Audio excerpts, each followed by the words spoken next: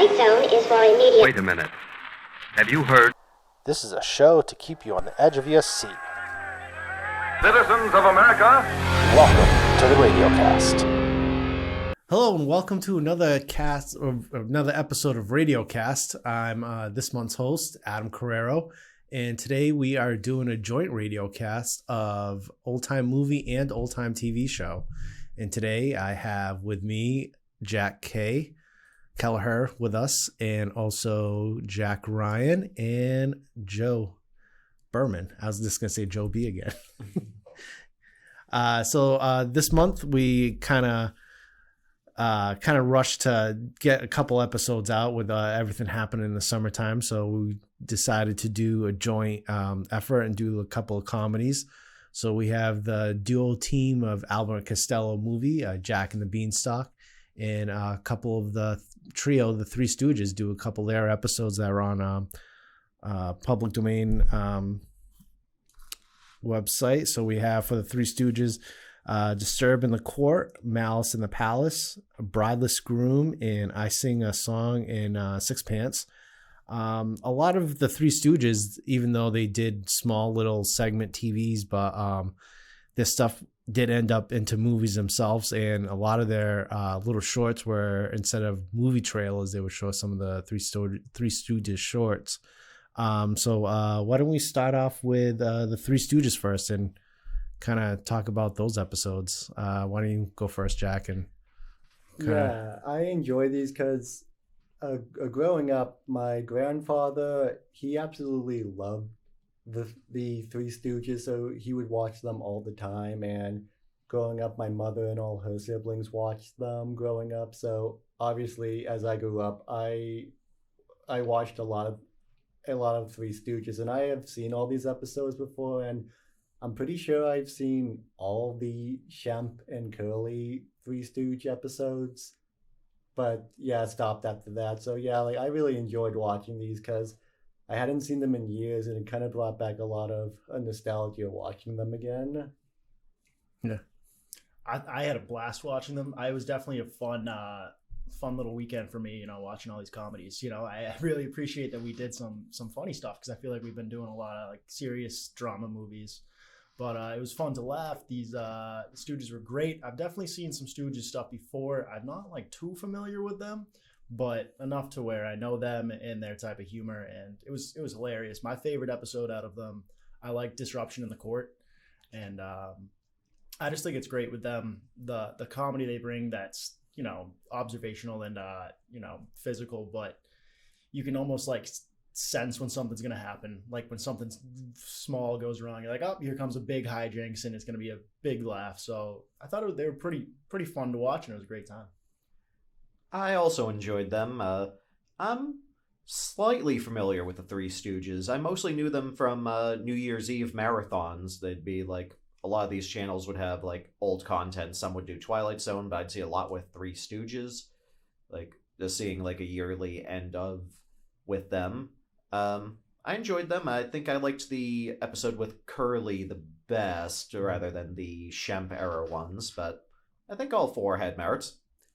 Yeah, that kind of seems to be a common thing, is Curly Howard is kind of the most iconic, and I believe among fans of Three Stooges, he is the most iconic and the most beloved of the members, which is kind of that after he passed away and then later Shemp passed away, they had two later members, and both of them were kind of very similar to Curly. There was Joe, then Curly Joe, and both of them were just basically trying to cash in on Curly, where they got kind of this big bald guy to be the third Stooge. Yeah, I think when Curly, that's when they started making their heyday with the movies, and that started getting. I think Shemp was really just more of the shorts and the TVs, which I know I've seen Disturbance in the Court, and I was trying to figure out which movie they put in the beginning, because that's how I first saw that episode, and before a movie, I'm I don't remember which VHS I had that. But yeah, like you said, watching them always on New Year's Day or New Year's Eve, one of the shows would have a marathon, and constantly watching them. I tried to cut in, but I just kind of had to clarify. The title is is it's not disturbance in the course, it's a disorder in the course. Disorder. But yeah, it's kind of funny how they kind of it was really just that one cast member that they always had kind of issues with. But I know Shemp and Curly both had like medical issues, and a lot with like, it is funny, but that time era to film that kind of style of footage, like they really didn't have all the techniques down. So I feel like they really went into character, into mental, and just tried to do it. And I think that's really struggled with them in that time era. They were kind of ahead of their game of doing different filming techniques to try to make the effort out to show what they were trying to shoot. Yeah, because especially back then for these little shorts, I'm pretty sure all the Stooges always did their own stunts, which did lead to them getting hurt quite a bit. There's an example of this in the episode Bridalist Groom, where there's the bit where Shemp is mistaken by the woman for being her cousin, and when she realizes he's not her cousin, she kind of flips out and starts beating him up. The final hit where he gets knocked back out the door, she accidentally punched him right in the face and he got his nose broken, which was a common occurrence on set. I believe at one point, Mo fell off a set of scaffolding and broke 3 ribs. Larry once got stabbed in the head by a fountain pen, and Curly got set on fire at one point. Oh my God. Yeah, like I know a lot of times like they couldn't make like the items out of foam or anything else to make it look real, so they really had to use like the real items itself to get it. But like they use like speeding up the film to do certain things to kind of show off to get that same I noticed that attack when of they'd that be falling down or like some big stunt, Yeah. speeding it up to make it look faster. And like, Yeah. I To noticed kind that a of few brace the times. fall or brace getting hit. Yeah. But yeah, they're kind of, they use a little like filming techniques really to show off with it. And I've kind of seen all these in different, so I couldn't like, you see them so much, you can't really tell if they got better throughout the time, or because I know they were with different production companies. So I don't know if like one era they had a better crew to do it than going. And once they didn't know they had the right crew, they really had to emphasize on the realism than trying to like shoot it as different style. Yeah, I do know something is, yeah, like the Shemp and Curly eras were kind of like where they were at their heyday in terms of like the physical comedy. But Yeah. after that, as they start to get older, they were able to do less and less of the physical comedy and the slapstick, which is kind of why a lot of people appreciate the Curly and Shemp eras a lot more than the later eras, because like those ones had the most physical comedy and slapstick. Like which the Three Stooges is kind of like most famous for is the slapstick. I was completely unfamiliar with the fact that Curly had like different roles. Like Shemp was in there. I thought like I was only familiar with the Curly. I think he was in the Disorder in the Court episode. That was the only one that I've ever really seen. And so in the Malice in the Palace episode, I was like, who is the Shemp guy? Like who is, you know? So I was never. So yeah, they were definitely more famous with him. Yeah. Yeah, because when the Three Stooges started off, it was actually Shemp. The original trio was it was Mo Howard, Larry Fine, and Shemp Howard. Mo and Shemp are brothers, and actually Curly he was their brother as well. They were the initial Three Stooges, but then Shemp left so he could try and get a career in film, which he actually did for a decade, and Curly took his place for almost a decade. But then Curly started to have health issues, so while he took a break, Shemp came back in to basically cover for him until he got better. But sadly, Curly never did get better and eventually passed away. And then Shemp, he took on the role until he eventually passed away a few years later. Because I was just figuring this all out, and I was looking it up, and it was funny because in the Malice in the Palace episode, Curly is in the episode. He's a chef. And he's all dressed up, but I thought it was like, wow, he was in that episode. I didn't even notice it. But I was looking for him the entire time. I was like, oh, where is he? But he was there. Yeah, he was. there was another episode. It was a Shemp episode where Curly did have a cameo in it, and I was reading about that. Curly was supposed to have a cameo in Malice in the Palace, but he wasn't able to. They were never able to fully film it, so that's why he wasn't really in the final episode. But he was meant to have a cameo. Yeah, I think I saw it written as a deleted scene, but I did see on Wikipedia they at least had like a screenshot of, hey, we got him dressed. This is what it was going to look like. Yeah, it was definitely. Yeah, the 3 episodes, like they really tried to work hard to keep the momentum up, and I'm just thinking because I've seen the I don't know who directed it. They did do a documentary about the Three Stooges, like behind the scenes, and they did get like well-known actors like Michael Chiklis played Curly in it. I'm trying to think of the roles, but it was like Shemp and Mo, the two brothers, really they kind of butted heads because I think Shemp saw like the kind of the physical labor of doing it constantly, and I think that's why he like the big thing of going like and doing his own kind of movies. And back then it wasn't like nowadays you can continue one thing, go do a couple movies and then come back and do it. Like back then, like once film companies like studios had like a hit thing, they really like kitty cornered it because they wanted to get the most out of it, so they really didn't let a lot of actors go out and do like other movies. It was just kind of like, nope, we're signing you to do all these, and these are all the only thing you can do. And I think Shemp, that's when he kind of notices the physical labor of doing this. Kind of, that's one of the big thing that kind of led him to do his own thing and leave the Three Stooges. Yeah, I believe that was the issue because I saw that like after Shemp passed away, the Mo and Larry wanted to just do a rebrand. It was like the Two Stooges, but then the company they were in were like, no, the contract you're under says it has to be Three Stooges, so that's why they found another guy to come and replace Shemp after that, because I guess the contract they were under said like it always has to be 3 guys, and they were kind of, and that's just kind of how it was back then with studio contracts. Yeah, they just made like there wasn't really creativity. It's just like, oh, once they got something, they just cookie cuttered. And you kind of see that nowadays too with like a lot of the same movies. It wasn't back in like probably like the 80s that you kind of had really like different genres and different movies coming out that people really test out stuff, like with Spielberg and Lucas coming into the fold.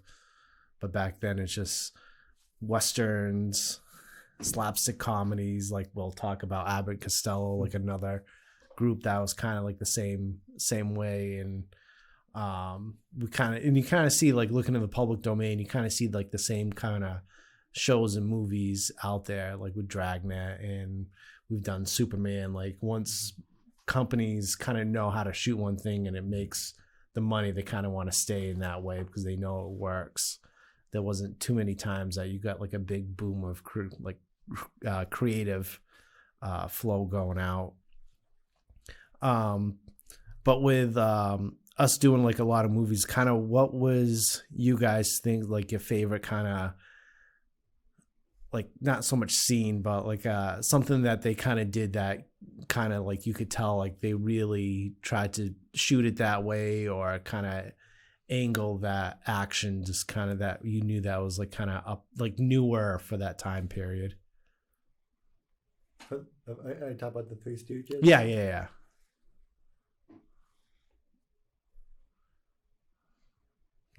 Think of any? Because like I know we mentioned like the speed up, they kind of did that to kind of do different techniques. Yeah, it definitely seems like they were adapting. Like I know they were a vaudeville act before, like, you know, film really became a thing. So it was definitely like a lot of playing with the format, like how do we get like the act that we had like into the modern thing. And I think, you know, that did create, like as you were saying, the speed up techniques and all these other things to kind of make it into the live action cartoon it became. So I remember watching these thinking like, oh, this is kind of like a live action Looney Tunes. Yeah. Yeah, like the speeding up effect really kind of did, I think, give it like a cartoony Looney Tune feel to it, especially kind of like in Looney Tunes where a falling rock can fall and crush someone, and then they can just get up and be fine. The same kind of happens in the Three Stooges cartoons. They'll be like struck by lightning, shot at, hit by cars, and they'll just get up and like walk around. Like that's just kind of like the cartoony nature of how those shorts worked. Yeah, and one thing I couldn't find, it didn't really say on their Wikipedia, and I couldn't see anything. It's like all the sound effects that they do too. Like I wasn't sure if they did it offset while they were recording to save like money and budget, or if they recorded everything and then went to another studio and did all the sound effects. I noticed that 'cause some of the sound effects seemed a little bit off from where they should have been. Like there was one point where I think Mo was banging Curly's head on the ground, and there was that sound they always do, but it was just off a little bit. And in my head, I was thinking maybe that's just like a pre-recorded sound that they have used, and to save money, just throw that in. But I couldn't find anything on it. No, because I wouldn't be surprised if the cameras are filming on set and offset. It's like a guy like watching it and trying to time it the same time making the noise, and they just got microphones there to record it, so it's like getting recorded at the same time. Yeah, because maybe that's something they did. You just mentioned it was like a vaudeville show before. Maybe that's like what they would do in those shows. There'd just be someone off. Because I do know they do that for like plays. Someone will be off stage and like hit the cue and like make the sound effect, and that's how they would do it on the shorts as well. It's like someone was just off camera, and like when they get slapped, someone would activate the slap effect or something like that. Yeah, and they would do that for the old radio shows too. They wouldn't be in the same room. We would have the voice actors in one room with their mics, and then somebody in a room with all these sound effects, and would just be looking through a window and just timing stuff off the script. So that's all I'm like, So I do know about the Three Stooges that most of the slaps you see in the episodes are actually real slaps. So they probably didn't have to do too many sound effects for those. No, yeah, but there's some of the because I know they tried their best to make the stuff out of foam, but if they couldn't get the real look of it, they didn't make it. They used the real thing. So the foams they had to make the foam stuff that they did make, they had to get that sound effect. But yeah, it was definitely and they don't, most likely it'll probably be one thing that the studio just decided not to do these to get in public domain, so they probably did renew for them to stay out of, because most of the other ones are you can't really, they're not in public domain and you kind of just watch them on TV, but they have their certain rights. And like I said, like Disorder in the Court, like I know they've used it on before certain movies, like the older movies, so it's kind of surprising some of these made it, but they're still watchable. People still like it. I know they tried to recreate the Three Stooges in a movie.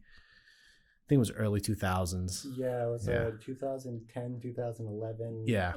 The Farley brothers, I believe, made it. Yeah.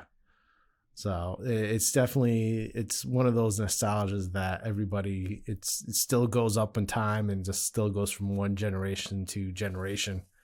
And it was kind of an easy one that if we picked it, we knew people will like it and we'll get a lot of views because they're more well known. But it was just something that it's just one of those things that when we look through the list of what's on public domain, we kind of get surprised that there's still like stuff out there that makes it to public domain, that it's not have copyright issues and state like it's such a big name, but it'd be able to make it to public domain. So when so now that was the TV, the Three Stooges. So now we go into the movie, and the movie is one duo that is that does also their little shorts, but they have a few movies out of Abbott Costello, and the one movie that did make it to public domain, it might not be a well-known one, like when they go meet Frankenstein or when they meet the Mummy, is Jack and the Beanstalk. they really didn't change the story of the movie. They kept it as the fairy tale of Jack and the Beanstalk, but it kind of plays off that just they're reading a bedtime story and it just goes in and they just do the fairy tale of it. So you kind of, before we go into everybody's description, you kind of don't see the normal Abbott and Costello through the whole movie. You see it at the end and the beginning, and that's kind of the same comedy relief that the Three Stooges did, but they made this movie that's really just a storyline. And what I didn't realize that they made in their contract that I don't know if the Three Stooges ever tried to do in their contracts, that Abbott and Costello had in their contract once a year they can make their own independent movie. So this is one of their movies that was more of being independent, that kind of wasn't as well known as some of the other ones, but it's something that people know the whole storyline. So what are you guys' thoughts of this movie? Whoever wants to go first. I thought it was pretty good. I'm not super familiar with Abbott and Costello growing up. It's not like Three Stooges where I had distinct memories of them with watching them on TV or anything. I more know who's on first, knowing of Abbott and Costello with the Mummy and all. I hadn't really heard of this one.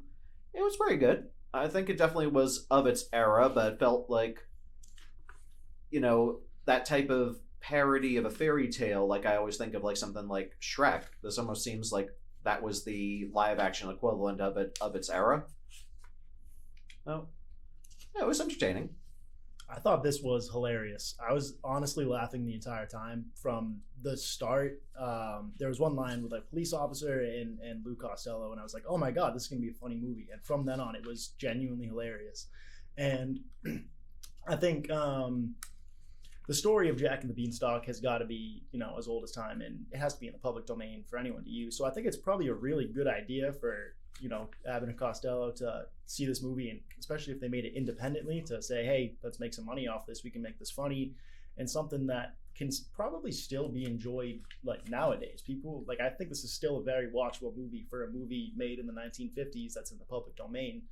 It was a great movie. I thought the use of color was great in the beginning, how it changed when he goes into fairy tale, and the overall story was great. Kept me engaged the entire time. Yeah, I liked it as well. Kind of like Joe, I'm not as familiar with Abbott and Costello as I was with the Three Stooges. First thing I'd ever heard of them for was seeing Abbott and Costello meet Frankenstein, because there was a time when me and my brother were young. We kind of went through a whole phase of watching all the old Universal horror movies, Dracula, Frankenstein, the Wolfman. So when we heard oh, there's this movie where all three of those monsters are in it, and it's a comedy, let's watch it. So that was how we were introduced to it. And then of course I've seen the Who's on First skit, which is very funny. And yeah, I did like it. I did find interesting, topic to mention the black and white to color, kind of very similar to the Wizard of Oz and the real world, and then the sort of dream world, fantasy world. Yeah, I did notice that, I think Joe kind of said it as well, or maybe it was Adam, that kind of the beginning of and the end are kind of more the parts where you see more of the Abbott and Costello aspects, with this more slapsticks and jokes, and kind of the middle part is more of them telling the story of Jack and the Beanstalk. It's kind of mostly in the climax where the real slapstick comes out. Yeah, and this was their first color movie too, so that was kind of another thing I was surprised that made public domain, being their first color film. But doing into it, not only I've seen a few of their shorts in that, and I've seen the Frankenstein movie. It's kind of funny that also with this movie that they had song numbers in the mix too. And you really didn't see that in their Abbott and Costello stuff.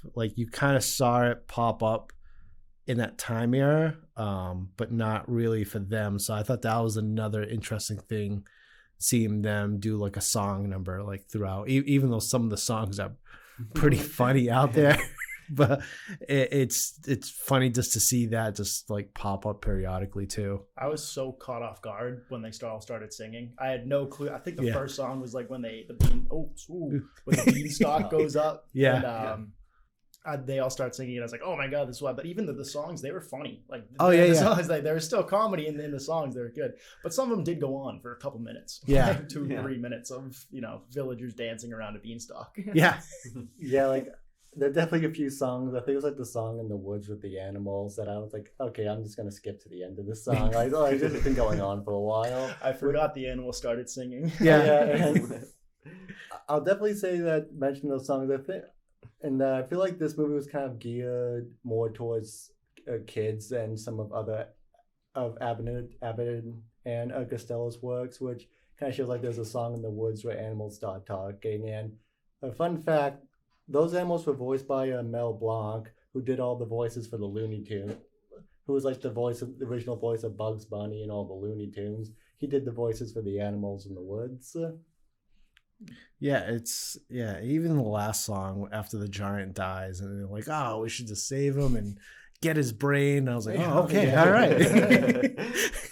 I think that was one that I was skipping through one of the songs, and like I would every now and then catch one of the lines and I'm like, what are they saying? Let's go back. And I ended up watching the whole thing.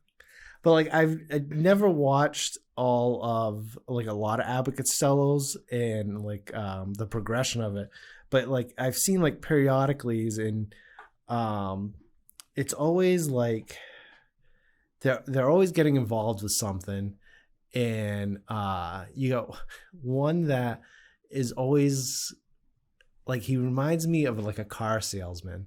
He's always like, oh, we got this kind of deal and going on, and then just his buddies just tagging along, like, all right, and just gets into trouble and just right. And it starts in the beginning when they're going in the babysitter's office. He's like, I'm a babysitter, and then he's like, he's my manager, and he ropes him right into it. Yeah, and it is funny, and it's Lou Costello, and I think he's hilarious. And that car salesman vibe, you say, I get that from him too, and I think it's from his voice. I mean, it's really high pitched, and he talks really fast like this, and that's something that is not real. That's not his real voice, and he made that voice for comedy in his skits, which I didn't know. I've only ever heard him talk like that. It's really smart. It's funny. Yeah, that was something of the. I do know that was the dynamic Abbott, who was kind of the shorter, like goofier looking guy. He was kind of known as more being the goofball of the duo. While Costello was he would usually play the straight man character of the duo, which I believe was like Groucho Marx once said he thought Costello was the best,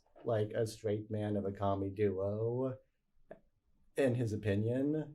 Yeah, and even them three too. It's like, it's kind of funny that, like, I don't know if they all started coming together between the Three Stooges, Abbott Costello, the Marx Brothers. I'm trying to think of the other duo, because they at one point Abbott he had his own health issues and he couldn't make some of the films, so I know there was one film that instead of using Abbott Costello, they got two other brothers, and it didn't work out, so they waited until Abbott got better and brought him back for a couple more movies. Oh yeah, so I just want to correct that I got their names mixed up, and I was saying that it was Lou Costello, who was like who's usually the goofball, and it was Abbott who was the straight man. But it was definitely it was definitely an entertaining movie though. You definitely saw it, and like going with the Three Stooges, how they shot things for different perspectives, and the sound effects in that, and Abbott Costello used it too. And this one was kind of funny. They didn't really have the techniques like they did with like Lord of the Rings for height perspective. They just got really a big tall guy, stuffed his outfit like a football player, and walking on shoes that had lifts. Yeah, I do have to say that I was kind of disappointed because I had no clue what the giant looked like going into the movie. As soon as I saw him, I was just kind of like, really? That's it? I'm like, he's just kind of like an extra tall guy. He's Yeah. doing pretty big things like stealing cows and women. Yeah, He's yeah, just like- a big dude. Yeah, I'm like, he's just kind of like a foot taller than your average person. I'm Yeah. like, they could have at least tried to do a little camera perspective work.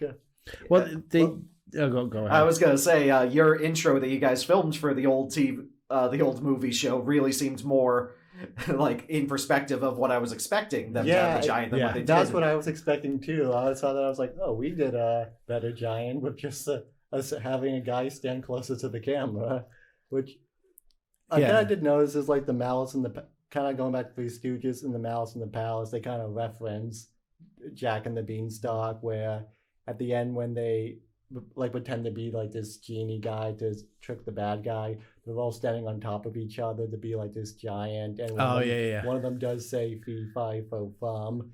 And I remember like I wrote in my notes, I was like, oh, they did a better giant than Jack and the Beanstalk did. Yeah, they definitely did the close-ups. They did put it together so like they had the guy stand up. You could tell he was standing up on something really to get the height, but it was when they were like farther away that they had it. And I couldn't tell too at first when they had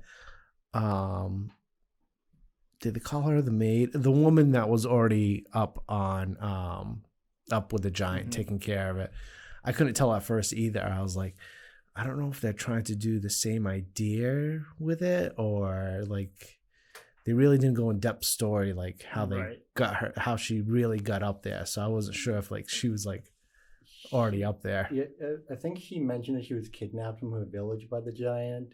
And yeah, about that actress, her name was Dorothy Ford, and she was in real life 6'2" tall. And Okay. I was looking at her filmography, which she was mostly a model, and so like 9 of her screen credits included a tall girl, tall woman, a tall dancer, tall stripper, or a tall bystander. I was like, man, she really just got typecasted, didn't Yeah. she?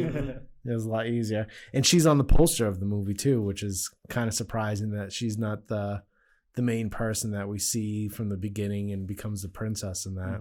Yeah, she was the receptionist who Costello tries to flirt with before she stands Yeah, up and yeah, sees yeah. she's tall. I never noticed that. I never put that together. Yeah, Because I Yeah. knew they were all, people that they were saying, the family and the kid, but yeah, and the Oh. giant was the giant policeman who kept picking him up and throwing him to the Yes. side. Oh, okay, Yeah. that one makes sense. Yeah, I don't think I recognize him because And- as the giant, he had the wig on. Yeah. And then again, like the princess and the prince are the kid who's being babysat his older sister and her boyfriend, who they meet at the Right, beginning. right, yeah. But, and kind of go into that, I have to say, I think my favorite character in the whole movie was the kid they were babysitting. Because for a child actor in the 1950s, he was actually a pretty decent actor, and they did give him a lot of like funny lines to say. So I was kind of sad that when he didn't come back for like the fantasy storyline, which, and as I was watching, I was kind of thinking, I was like, how funny would it have been if he played the giant, if the kid was the giant, and they were just doing a trick perspective thing to make him look giant. It would have been good.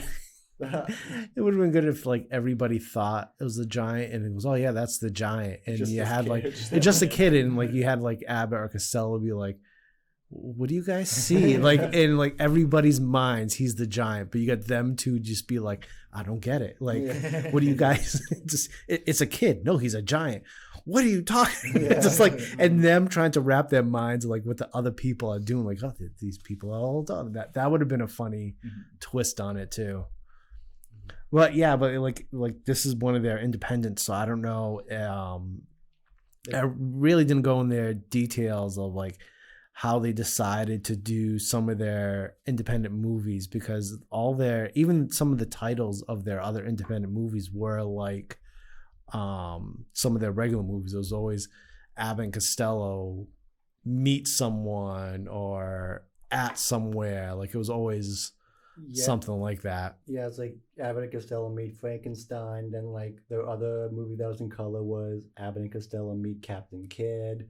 I do know there was other movies like that, I do know because the Three Stooges would also have stuff like that. I think there was a movie when they started doing movies. There was the Three Stooges meet Snow White, the Three Stooges meet Hercules. Yeah. So I noticed like comedy groups, especially back then, when they did movies, they were usually called like this group meets someone, because that was sort of, I think, the draw for those movies was like, hey, this comedy group you're familiar with meeting this famous literary fictional character that you know of. Yeah, I did notice that seemed to be like that seemed to be a trend when it came to comedy groups back then, is having them meet these like characters from literature, fantasy, or myth. Yeah, and I wonder if also that was the case, so they didn't have to go in depth writing like a full script storyline, because they had it already character based. So they just had to write like what kind of interaction the main people would have with that one character. Because like you said, they had, and I think you might have said it too, seeing all like the horror movie people. It's like, oh yeah, they meet all these guys. We'll just get them to go in a scary house, and just their interaction we got to write on. Yeah. But it's definitely like two groups that are well known. I feel like the Three Stooges kind of got more broader than Abbott Costello or even the Marx Brothers. Like you kind of know some, not all their lines, but you kind of know their little antics between Abbott Costello and the Marx Brothers. But I feel like the Three Stooges is really like more known, that you know like more of like their satire of their like of what their movies were. Yeah, I think part of that's just the availability of the Three Stooges versus the availability of like Abbott and Costello or the Marx Brothers. Is that the Three Stooges shorts were pretty short. I think the shortest of these was like 16 minutes. The longest was like 19 minutes. So they were pretty short. And growing up, there was like this channel that would just kind of like air for most of the day Three Stooge episodes. So I think it was a lot easier for just people to watch Three Stooge episodes versus these Abbott and Costello movies. So that's why more people are familiar with the Three Stooges. Yeah, and they still do it currently, because I randomly like turned on the TV yesterday, and I AMC had an hour, so I had like two shorts yesterday, and it was a Three Stooges one that they like become cops and chase down an ape thief, and the people don't know if it's a real ape or a fake ape, but they become cops and it's a real ape, and it's just them dealing with them chasing an ape through this warehouse that he was stealing things. And I forget what the ape drinks, but the ape drinks something that Curly dives into, and it makes them combust, and that's how they get they all like get their face like blown out, and like they all have like that dust on their face, and that's how this skit ends. Like, oh, we got the ape, but he exploded. And it's just like one of those skits that is just, they just have to write it off so they'll just come up with something quick, and yep, you just make the ape explode. That is a fair criticism of the Three Stooges shorts we saw. I think all of them kind of had like, it felt like sort of rushed endings. Like all four of them, it was like, oh, there's a resolution. Okay, the end. Yeah. They're just, they don't have a resolution, they just run away. Like I know that like I forget the name of the doctor one. Like they all pretend to be a doctor, and they someone like puts it all together that they're not doctors.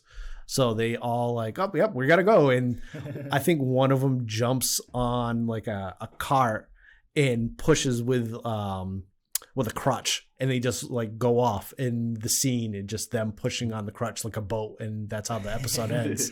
I noticed that when watching them, like it's definitely a lot more. They played it for the comedy, not the storyline. But I noticed it in one of them. I think it was the court case one. I was like, I want to figure out what's happening in this court case, and then I was like, I can't. There's no points. Yeah, I do know most of the shorts end with either like them being chased off, them running into the distance, or just like something happening. Because I think like Disorder in the Court and Malice in the Palace both end with like them getting sprayed with water. Like in the court is because the hose is exploding when they're trying to take a Oh, picture. yeah. Malice in the Palace with that fountain turns around and just starts spraying them after they make fun of it. So most of the episodes either end with kind of them being chased or just something happening to them or something slapstick happening to them. Yeah, and I couldn't remember too many endings of Abbott Costello of their shorts, but I feel like they're more with their characters of they try to, just like Jack and the Beanstalk. All right, he's a babysitter, so that's the storyline. He's babysitting, and then it's just how they interact with the baby, being babysitter, and then that's it, kind of thing. And I feel like a lot of their shorts are like that. They're into something, they get into that problem, and there's the interaction, and then Hijinks that's right, hijinks ensues. Yeah, and that's kind of the same thing with Three Stooges, because like just when they caught the witnesses to murder in a sing-a-song of Sixpence, they're in a tailor shop, and a criminal just happens to stumble in, brideless groom. They're just like, Champ has to get married in 7 hours. It's just kind of like they're just in these situations. They're just kind of people doing their job and suddenly have to interact with these crazy situations. Yeah.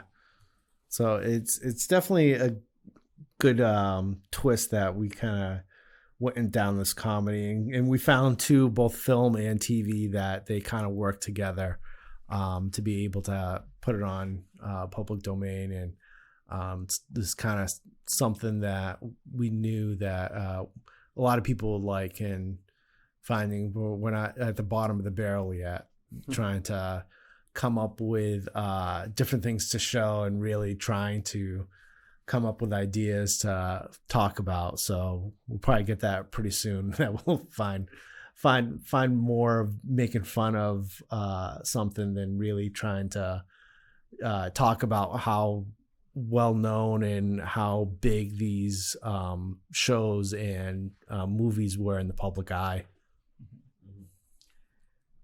So you mean Santa Claus Conquers the Martians might be coming up soon? Well, there's still some good movies in the public domain. Yeah. Before like we're not that desperate yet. But... No, we're not. And I think once it gets a little close to the next holiday, Halloween, I think we'll do some really well-known ones and go in depth of a lot of them that's been in the public eye, well-known. Well, like kind of talk about the modern day. Something that I did think, and I wrote down the notes to ask people, is that like kind of the Three Stooges, the main source of comedy was slapstick, kind of slapstick violence, and in Abbott Costello there's also aspects of that as well. But I was kind of thinking, like, nowadays you don't really see slapstick as much as you did back then, because think of like Looney Tunes, Tom and Jerry, Roadrunner, all those mostly relied on like slapstick humor, like people getting crushed or getting pies in the face, stuff like that. That's not really a brand of humor you see too much nowadays. Or no, yeah, you see that more in like horror with gore. So Yeah. kind of the same thing. So instead of getting hit somebody with like a sledgehammer or like a wrench, you're not so much seeing comedy as it's more of a horror, and that's what the killer uses. yeah, like I just saying that like nowadays like slapstick isn't as like prevalent as it was back when these shorts came out. So Yeah. like I wonder if like maybe just people don't nowadays just don't find that as well, maybe because back then, because nowadays you can go a bit raunchier with some of the comedy, and back then they had censors, and especially with Three Stooges, these are shorts that go before movies that kids are probably going to watch. Like you can't put in too many jokes other than like slapstick and like some one-liners. I also think what really works with the Three Stooges is that they do a lot of the stunts themselves, so that you can tell, oh, that's that actually happened. That's funny. Nowadays, I feel like no actor would be willing to put themselves through that physical dilemma when you can just fake it with camera work and special effects. So I think that would play into it too. Well, I think the closest comparison to that would be the Jackass movies. Yeah. And just like those kind of very much have a Three Stooge, just Right. fools and idiots doing like getting injured vibe to it. Yeah, that might be the closest, because I was really wrapping my brain around what is the equivalent of it today. I was thinking like, I don't know, some of these like kids Disney Channel shows, like the live action ones. Is that the closest? But Jackass probably would be, or like what was the Scary Movie franchise, which turned into all these like cheap, almost direct to theater parodies of stuff from the year before. I think that sort of humor is the closest I can think of to it, and obviously not as good as Three Stooges. Yeah, and I don't think Three Stooges, but I know Abbott Costello and there's a couple other comedy groups who would travel almost like stand-up comedy and do little shows too.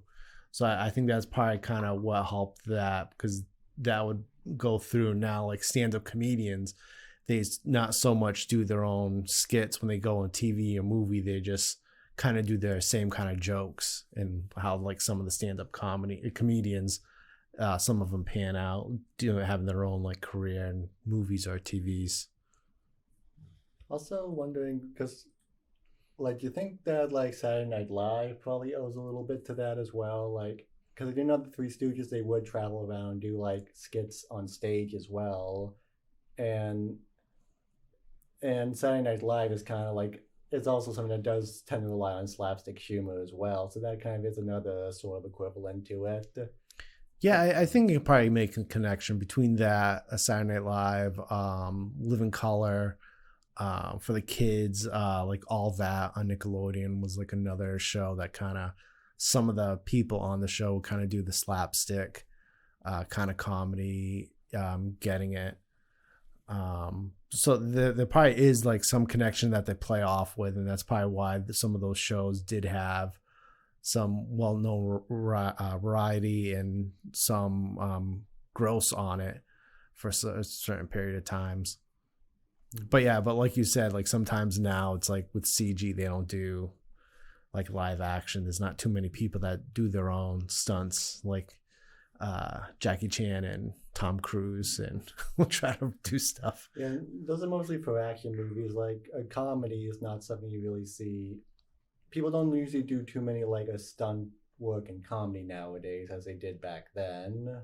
No, and if they do, they're just trying to get like one scene. Like I don't know why this in the movie This Is the End with was it Michael? I'm trying to think. I can't remember it now, his name. So it's, Seth Rogen was in it. Yep. Jonah Hill. I'm trying to think of some of the other. Jay Baruchel, James Franco, Craig Robinson, and Danny McBride. Yep. Nope. But anyways, he went to go hit Rihanna, and Rihanna turned around. Michael Cera. Michael Cera. Oh, yeah. Michael Cera. And he was like, I forgot he was in that movie. Yeah, I was like, you really gotta slap me. And Rihanna's like, all right, fine. And she turned around and just got him good, and so much that like he backed away, like he wasn't expecting that kind of hit. But it's like, it's one of those things that they try their best to really like, you'll get it once in a while, some scenes, but not like the whole entire that they're doing. And that was just like a slap. So you just take one slap in the face and do a couple takes of it. They're not taking like falling down off a ladder. Like people now, like they're putting pads and kind of bracing their fall to get that kind of stunt. Yeah, because thinking back, because the Three Stooges shorts were well short, so maybe like after a while, and movies nowadays are a lot longer, so maybe like just like an hour of just slapstick humor, just like after a while would kind of get old. Yeah. Where like in the Three Stooges they were short, so it didn't give you enough time to get tired of it. Because that was something I did notice in the climax of Jack and the Beanstalk, where it was kind of like Costello and being chased by the giant, and there was a lot of slapstick of like him trying to fight the giant off and like hiding, then like hitting him, stabbing the giant in the back. I did think the slapstick with all that kind of did go on for a little bit, where I was like, okay, can they just get to the beanstalk already? So maybe that's why you don't see as much slapstick physical comedy anymore, is that in like, or at least a large amount of it is that after a while people are just like, okay, I get it, they keep falling down and hurting themselves. Like, can we move on to the next joke? Yeah, and they don't really like rely on dialogue. Like some of the, like, I can think of some comedians that would be funny because they're in dialogue and probably would be good at slaps, like Will Ferrell and like a Ryan Reynolds. Like they're good dialogue kind of slapstick with like quick one-liners and everything else. But they don't do nothing physical, but I feel like that would probably like balance out the physicality and the verbal. And I feel like the Three Stooges didn't have the verbal, so that's why they relied heavily on the physical part of it. Abbott and Costello had a lot of the verbal comedy. Like I was laughing at a lot of the lines. My favorite line, Jack's heading up the beanstalk and his mom's crying, and a woman comes up next to her and goes like, "Don't worry, he won't come back." That's so funny. I laughed at that too. And the Three Stooges would also do like a dialogue comedy as well, like as what.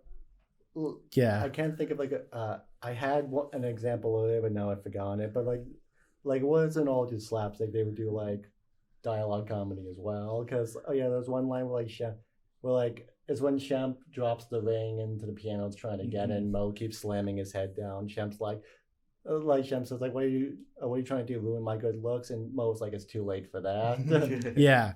yeah. They have that quick banter.